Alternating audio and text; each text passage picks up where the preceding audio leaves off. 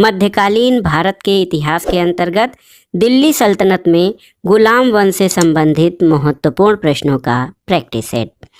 पहला प्रश्न है दोस्तों, दिल्ली सल्तनत शासित हुआ था कुल कितने राजवंशों के द्वारा?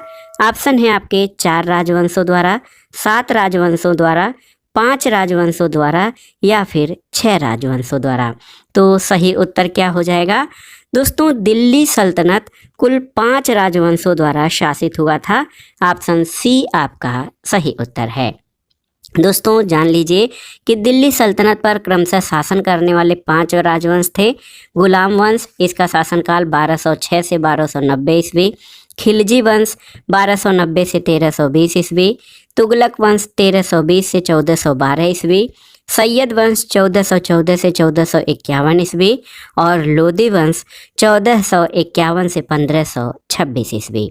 तो याद रखिएगा, दिल्ली सल्तनत पर शासन करने वाले राजवंश गुलाम, खिलजी, तुगलक, सैयद और लोदी वंश थे। तो बहुत ही महत्वपूर्ण प्रश्न है दोस्तों। दिल्ली सल्तनत शासित हुआ था कुल 5 राजवंशों द्वारा, गुलाम, खिलजी, तुगलक, सैयद और लोदी वंश के द्वारा। अगला प्रश्न है, गुलाम वंश का संस्थापक कौन था? आपको बताना है।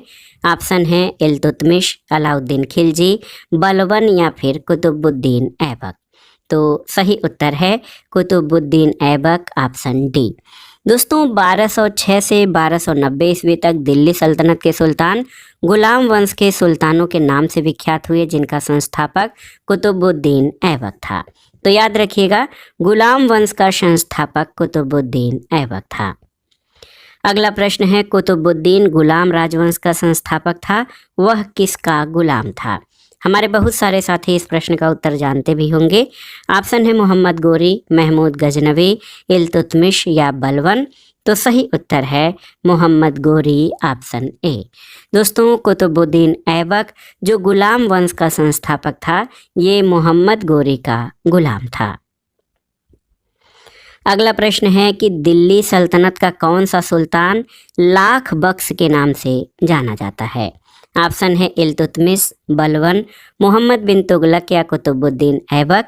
तो सही उत्तर क्या हो जाएगा? सही उत्तर कुतुबुद्दीन ऐबक, ऑप्शन डी है। दोस्तों अपनी उदारता के कारण कुतुबुद्दीन ऐबक इतना अधिक दान करता था कि उसे लाख बख्श यानी लाखों का दान देने वाले के नाम से पुकारा जाता है। अगला प्रश्न है, कुतुबुद्दीन ऐबक की राजधानी क्या थी? ऑप्शन है आपके लाहौर, दिल्ली, अजमेर या लखनौती। तो उत्तर है लाहौर। दोस्तों याद रखिएगा, मोहम्मद गोरी की मृत्यु 1206 में होने के बाद लाहौर के विशिष्ट जनों और अमीरों ने कुतुबुद्दीन ऐबक को सार्वभौम शक्तियां ग्रहण करने के लिए आमंत्रित किया। ऐबक की राजधानी लाहौर थी। तो याद रखिएगा, गुलाम वंश के संस्थापक कुतुबुद्दीन ऐबक ने अपने शासन सत्ता का संचालन लाहौर से किया और यही उसकी राजधानी थी। अगला प्रश्न है, सुल्तान कुतुबुद्दीन ऐबक की मृत्यु कैसे हुई? ऑप्शन है उनके एक महत्वाकांक्षी कुलीन व्यक्ति ने कपट से छुरा मारकर हत्या कर दी।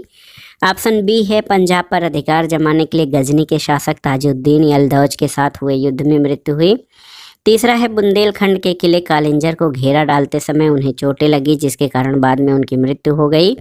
और चौथा है चौगान की क्रीड़ा के दौरान अश्व से गिरने के पश्चात उसकी मृत्यु हो गई। तो सही उत्तर ऑप्शन डी हो जाएगा। सुल्तान कुतुबुद्दीन ऐबक की मृत्यु जो है ये दोस्तों आप जान लीजिए, चौगान के खेल यानी आधुनिक पोलो की भांति का एक खेल था, उसमें घोड़े से गिरने के उपरांत 1210 में हुई थी। तो याद रखिएगा, कुतुबुद्दीन ऐबक की मृत्यु चौगान की क्रीड़ा के दौरान घोड़े से गिरने के पश्चात हुई थी।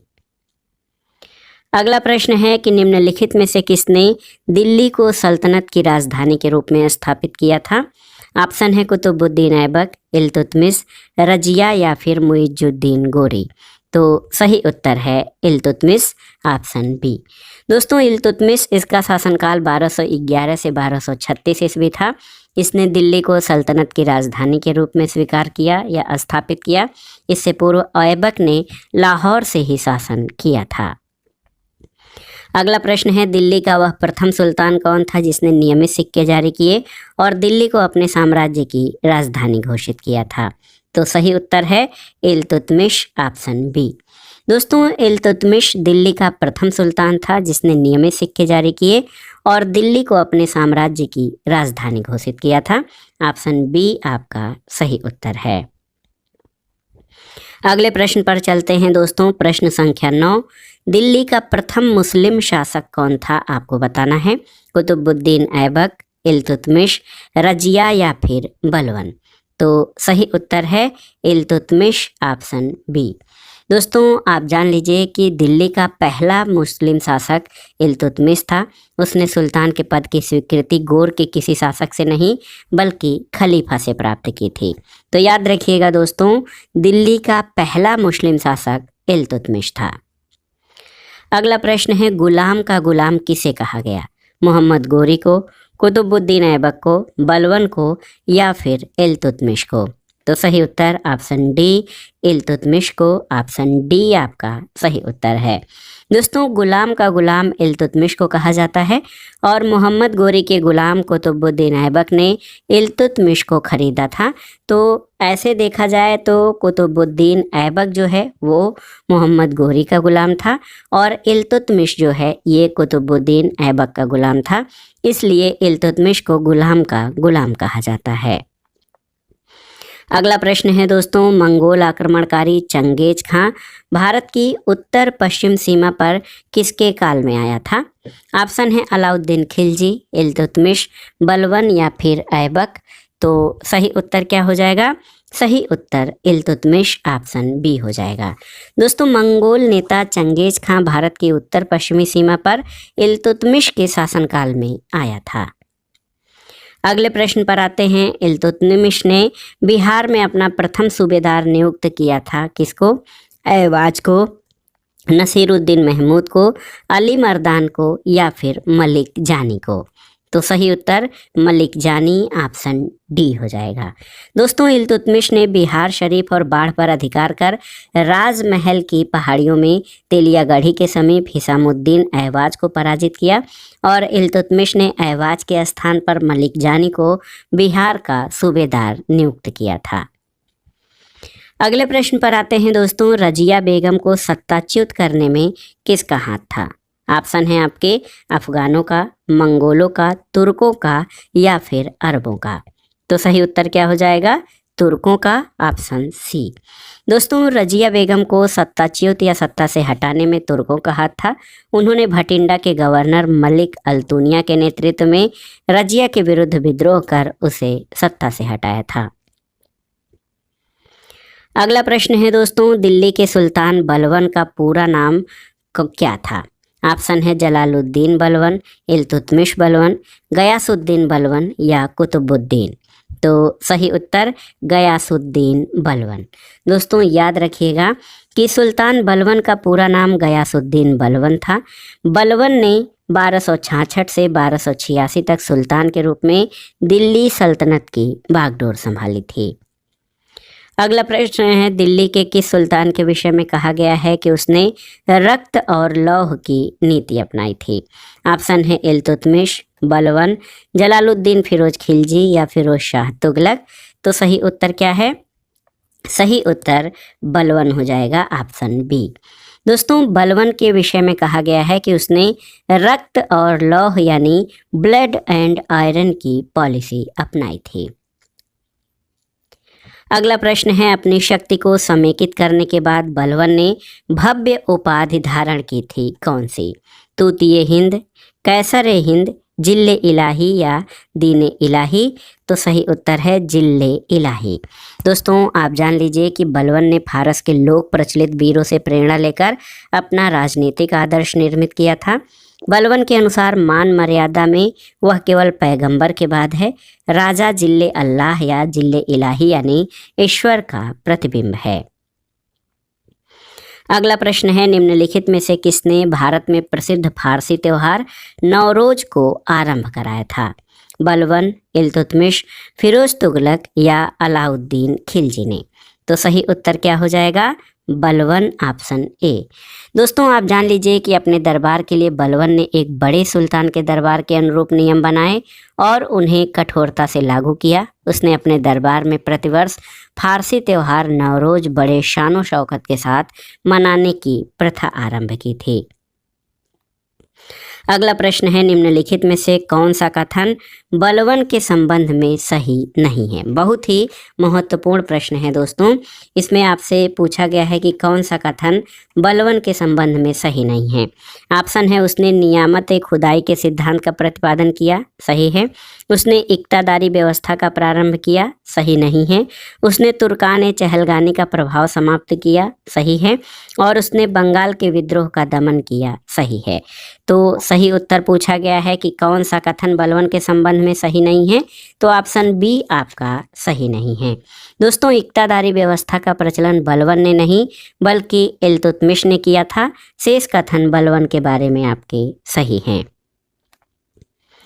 अगला प्रश्न है, निम्नलिखित सुल्तानों में किसने गढ़ मुक्तेश्वर की मस्जिद की दीवारों पर अपने शिलालेख में स्वयं को खलीफा का सहायक कहा है? ऑप्शन है बलवन, कैकुबाद, जलालुद्दीन खिलजी या उपर्युक्त में से कोई नहीं। तो सही उत्तर बलवन हो जाएगा, ऑप्शन ए। दोस्तों बहुत ही महत्वपूर्ण प्रश्न है। बलवन ने गढ़ मुक्तेश्वर के मस्जिद के दीवारों पर उत्कीर्ण शिलालेख पर स्वयं को खलीफा का सहायक कहा है। अगला प्रश्न है, बहुत ही महत्वपूर्ण, निम्नलिखित में से कौन सा शासक दास राजवंश से संबंधित है? आपको बताना है। ऑप्शन है इल्तुतमिश, हुमायूं, अकबर या फिर अहमद शाह अब्दाली। तो सही उत्तर आप जानते भी हैं, इल्तुतमिश हो जाएगा, ऑप्शन ए आपका सही उत्तर है। दिए गए विकल्पों में दोस्तों इल्तुतमिश दास राजवंश या गुलाम राजवंश से संबंधित है। वो अलवरी जनजाति का, इलवरी याद रखिएगा, इल्तुतमिश जो है वो इलवरी जनजाति का तुर्क था और ये गुलाम वंश से संबंधित था। अगले प्रश्न पर आते हैं दोस्तों। प्रश्न संख्या 21 है कि छोटा बालक तेमुजिन बड़े होने पर कहलाया था क्या? अतिल्ला दहुन, चंगेज खा या जहगीज खान, सुलेमान प्रतापी या तैमूर लंग या तैम्बरलेन। तो सही उत्तर क्या हो जाएगा? दोस्तों सही उत्तर है चंगेज खां, ऑप्शन बी, चंगेज खा या जेंगहीज खान। दोस्तों आप जान लीजिए चंगेज खां या जेंगहीज खान का वास्तविक या प्रारंभिक नाम तेमुजिन या तेमुचिन था। चंगेज खां मंगोलिया का निवासी था और चंगेज खां ने मंगोलों की एक सुसंगठित सेना तैयार की थी। अगला प्रश्न है कि दिल्ली पर राज करने वाली पहली महिला शासिका कौन है? चांद बीबी, रजिया सुल्तान, जीजाबाई या बेगम हजरत महल। तो सही उत्तर है रजिया सुल्तान, ऑप्शन बी। दोस्तों दिल्ली पर शासन करने वाली प्रथम महिला शासिका रजिया सुल्तान थी। रजिया ही एकमात्र मुस्लिम स्त्री थी जो दिल्ली की गद्दी पर बैठी थी और भारतीय इतिहास में उसे प्रथम महिला शासिका होने का गौरव प्राप्त है। अगला प्रश्न है, दिल्ली के सुल्तान का पद संभालने से पहले बलवन किस सुल्तान का प्रधानमंत्री था? आपको बताना है। ऑप्शन है नसीरुद्दीन, कुतुबुद्दीन ऐबक, बहराम शाह या आराम शाह। तो सही उत्तर क्या हो जाएगा? सही उत्तर ऑप्शन ए, नसीरुद्दीन। दोस्तों जान लीजिए कि दिल्ली के सुल्तान का पद संभालने से पहले बलवन या गयासुद्दीन बलवन नसीरुद्दीन महमूद का प्रधानमंत्री था। अगला प्रश्न है, दिल्ली सल्तनत का उद्धारक कौन था? आपको बताना है। ऑप्शन है कुतुबुद्दीन ऐबक, मिन्हास उस सिराज, इल्तुतमिश या गयासुद्दीन बलवन। तो सही उत्तर है दिल्ली सल्तनत का उद्धारक इल्तुतमिश को माना जाता है। ऑप्शन सी आपका सही उत्तर है, आप जान लीजिए। और क्यों, तो ये भी जानना जरूरी है, इल्तुतमिश को दिल्ली सल्तनत का उद्धारक क्यों कहा जाता है? तो आप जान लीजिए दोस्तों, इल्तुतमिश ने दिल्ली सल्तनत की शाही संरचना के प्रमुख अंग एकता प्रणाली, सैन्य व्यवस्था और मुद्दा प्रणाली को सुव्यवस्थित करने का कार्य किया था। इसीलिए दिल्ली सल्तनत का उद्धारक इल्तुतमिश को माना जाता है। अगला प्रश्न है, निम्न में किसको शक्तिशाली नोबलों के एक समूह चिहलगानी के विनाश का श्रेय दिया गया था? ऑप्शन है इल्तुतमिश, रजिया सुल्तान, बलवन या फिर कुतुबुद्दीन ऐबक। तो सही उत्तर है बलवन, ऑप्शन सी। दोस्तों बहुत ही महत्वपूर्ण प्रश्न है, आप जान लीजिए कि चिहलगानी के विनाश का श्रेय जो है बलवन को दिया जाता है। ऑप्शन सी आपका सही उत्तर है। अगला प्रश्न है रजिया सुल्तान किसकी बेटी थी? अल्तमस या इल्तुतमिश की, कुतुबुद्दीन ऐबक की, नसीरुद्दीन की या बलवन की? तो सही उत्तर ऑप्शन ए अल्तमस की। दोस्तों रजिया सुल्तान गुलाम वंश की शासिका थी, वो उत्तर भारत की प्रथम मुस्लिम महिला शासिका थी और इल्तुतमिश की पुत्री थी। अगला प्रश्न है निम्नलिखित को दिल्ली पर उनके शासन के तिथिक्रम के अनुसार व्यवस्थित कीजिए। रजिया, बलवन, इल्तुतमिश और नसीरुद्दीन। तो दोस्तों सबसे पहले इसमें इल्तुतमिश का शासनकाल है। इल्तुतमिश ऐसे मैं इल्तुतमिश कर दे रहा हूँ। इसका शासनकाल 1211 से 1236। उसके बाद रजिया का शासनकाल आप जानते भी होंगे 1236 से 1240। नसीरुद्दीन महमूद का शासनकाल जो है 1246 से 1266 और लास्ट में बलवन का शासनकाल 1266 से 1286 है। तो क्रम जो हो जाएगा वो हो जाएगा इल्तुतमिश 3, उसके बाद रजिया 1, फिर आपका नसीरुद्दीन और फिर बलवन। 3 1 4 2। तो 3 1 4 2 ऑप्शन डी आपका सही उत्तर है। अगला प्रश्न है दोस्तों राजा दैवी अधिकार से संपन्न है, इससे मिलता जुलता सिद्धांत है राजा की गरिमा। इस दूसरे सिद्धांत को प्रतिपादित करने वाला प्रथम मुस्लिम शासक कौन था, आपको बताना है। ऑप्शन है अलाउद्दीन खिलजी, कुतुबुद्दीन ऐबक, इल्तुतमिश या बलवन। तो सही उत्तर बलवन हो जाएगा। दोस्तों राजत्व की गरिमा का सिद्धांत प्रतिपादित करने वाला पहला शासक बलवन था। उसने दरबारियों से कहा था कि राजत्व एक दैवी संस्था है। अगला प्रश्न है निम्नलिखित में से किसने दिल्ली की सल्तनत पर राज नहीं किया था? ऑप्शन है गुलाम वंश, सैयद वंश, खिलजी वंश या गौरी वंश। तो सही उत्तर गौरी वंश। दोस्तों आप जान लीजिए कि दिल्ली सल्तनत का काल 1206 से 1526 ईस्वी तक के काल को माना जाता है और गौर वंश ने कभी दिल्ली पर शासन नहीं किया था। अगला प्रश्न और आज के प्रैक्टिस सेट का आखिरी प्रश्न है। नीचे 2 वक्तव्य दिए गए हैं, कथन और कारण। तो इसमें कथन जो है ये है कि बलवन ने अपने शासन को शक्तिशाली बनाया और सारी सत्ता अपने हाथ में केंद्रित कर ली थी। बिल्कुल सही है। और दूसरा है आप देख लीजिए कि वह उत्तर पश्चिम सीमा को मंगोल आक्रमण से सुरक्षित करना चाहता था। बिल्कुल सही। तो यहाँ पर दोस्तों ए और आर दोनों सही तो हैं, लेकिन ए की समुचित व्याख्या आर नहीं करता है। गयासुद्दीन बलवन दिल्ली सल्तनत में गुलाम वंश का शासक था। इसने 1266 से 1286 ईस्वी तक शासन किया। इसने सम्राट के पद को दैवी घोषित करके सारी सत्ता अपने हाथ में केंद्रित कर ली थी और इसने सिजदा और पैबोस प्रथा की शुरुआत भी की थी। बलवन ने मंगोलों के आक्रमण की रोकथाम करने के उद्देश्य से उत्तर पश्चिमी सीमा पर सुदृढ़ दुर्गों का निर्माण कराया था। तो कथन ए और आर दोनों सही हैं, लेकिन आर ए की सही व्याख्या नहीं करता है। तो दोस्तों ये था आज का वीडियो, मध्यकालीन भारत के इतिहास के अंतर्गत दिल्ली सल्तनत में गुलाम वंश से संबंधित महत्वपूर्ण प्रश्नों का प्रैक्टिस सेट। वीडियो देखने के लिए धन्यवाद दोस्तों, नमस्कार।